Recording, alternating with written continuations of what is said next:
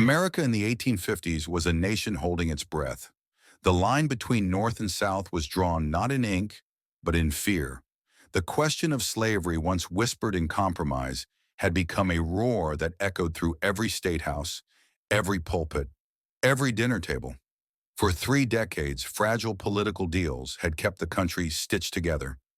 The Missouri Compromise, the Compromise of 1850, the Fugitive Slave Act.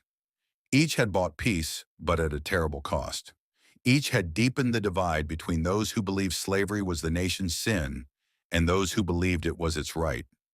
And then came one-man Senator Stephen Douglas of Illinois, who believed he could quiet the storm. Douglas called it popular sovereignty.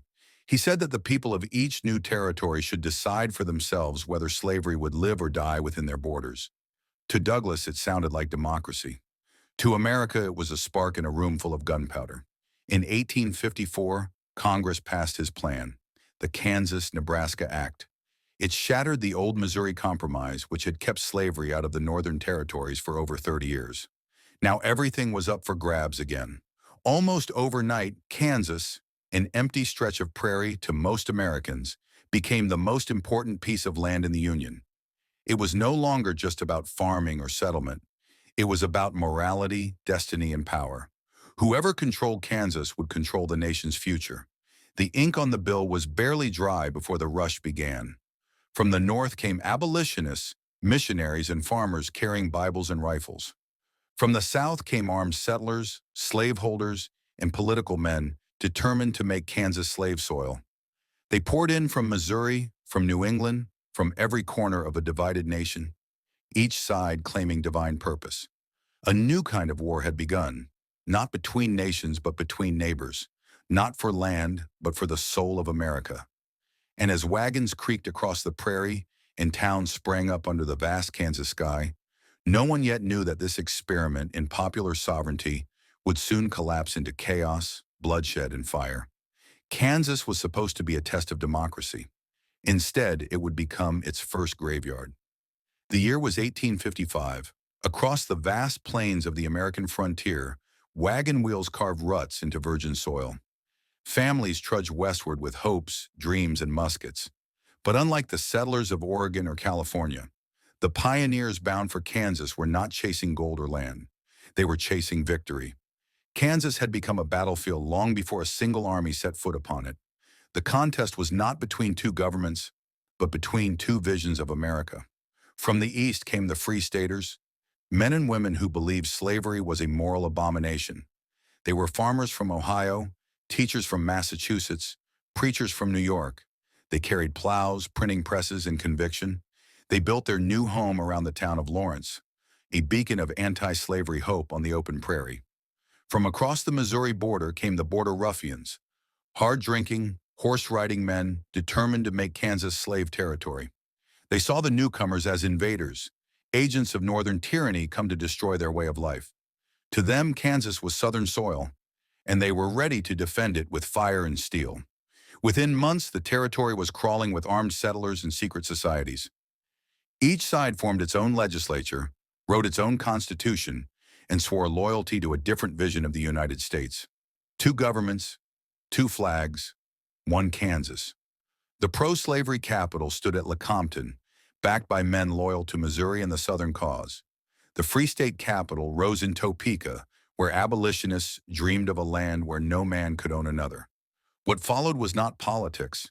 It was war by another name. Election days became battlegrounds. When the first territorial vote was held, thousands of Missourians crossed the border, rifles slung across their shoulders, to stuff the ballot boxes. They came in droves, shouting threats, waving pistols, claiming to be residents for a single day. When the votes were counted, pro-slavery candidates swept every major office. It was fraud on a scale the nation had never seen.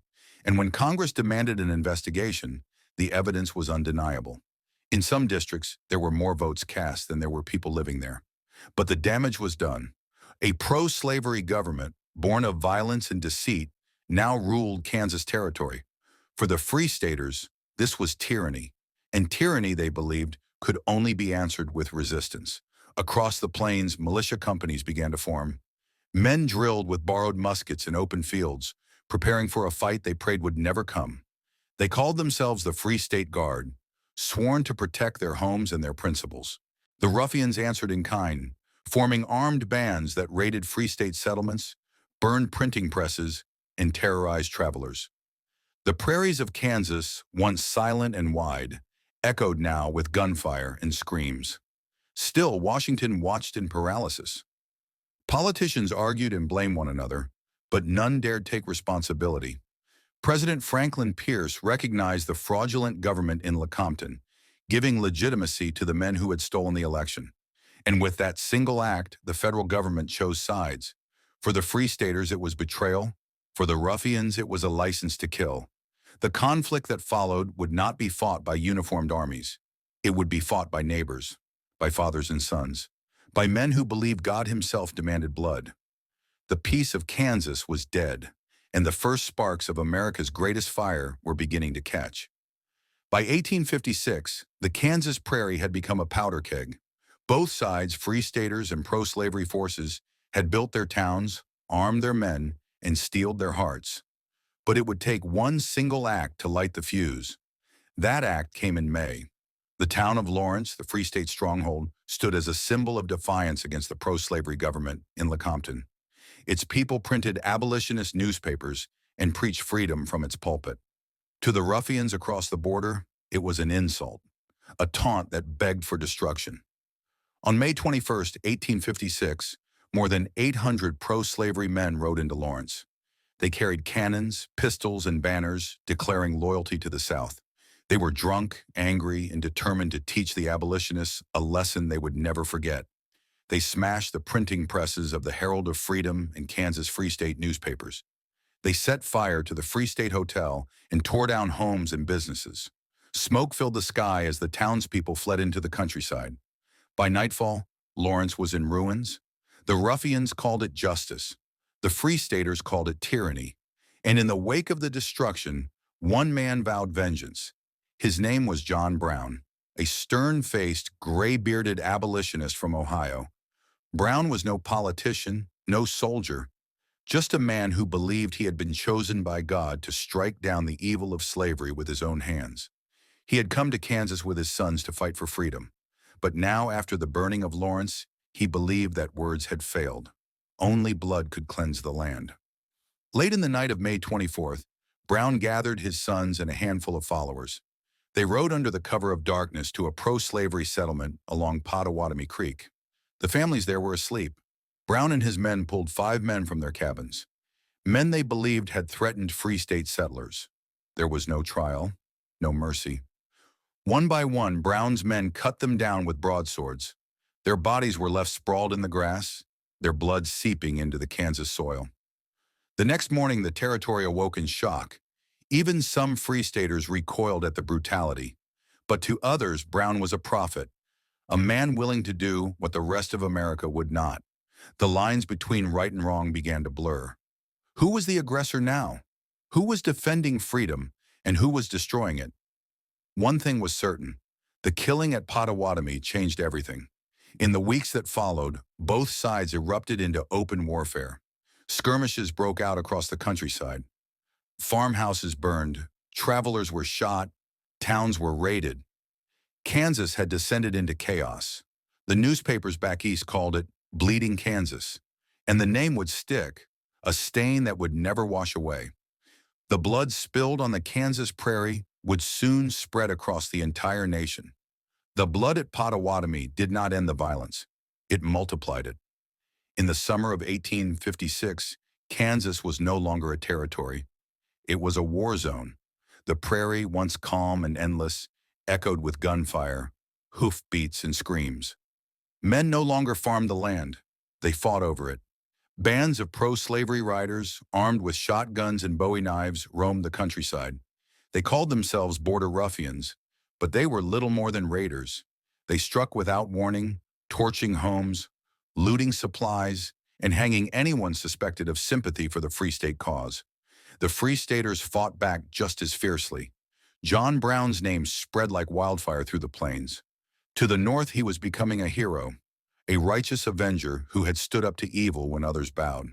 To the south, he was a madman, a murderer driven by fanatic faith. In truth, he was something in between. Brown believed he was fighting a holy war, and in his mind, Kansas was God's battlefield. He moved from camp to camp with his sons, striking at pro-slavery forces wherever they appeared. He carried no flag, answered to no army, only to the voice of his own conscience. At Black Jack, Brown ambushed a force of pro-slavery men and forced their surrender. It was a small battle, but a symbolic one. For the first time, a Free State force had captured its enemies in open combat. The victory sent a shock through the territory. Kansas was now in full rebellion. Meanwhile, the pro-slavery militias retaliated with increasing fury. They attacked Pottawatomie, Brown's own settlement, burning it to the ground. Brown's son Frederick was killed in the fighting, shot down before his father's eyes. The loss drove Brown deeper into his crusade. He began to speak of a vision, a nationwide uprising that would destroy slavery once and for all. But few in Kansas could afford to think so far ahead. For them, the war was here, now, and merciless. Civilians lived in constant fear. Farmhouses were turned into forts, windows shuttered, rifles always within reach. Crops went untended, trade collapsed, and families fled into the wilderness. By the end of 1856, more than 200 people had been killed in the violence, most of them civilians. Bodies were left unburied on the roads, their deaths unrecorded except in memory. Yet even in this chaos, something larger was taking shape. Kansas had become a mirror reflecting America's soul, half free, half slave, and completely divided. Each skirmish was a prophecy, each death a warning. If men were willing to kill each other here, on this frontier soil, what would happen when the fight reached the nation's heart?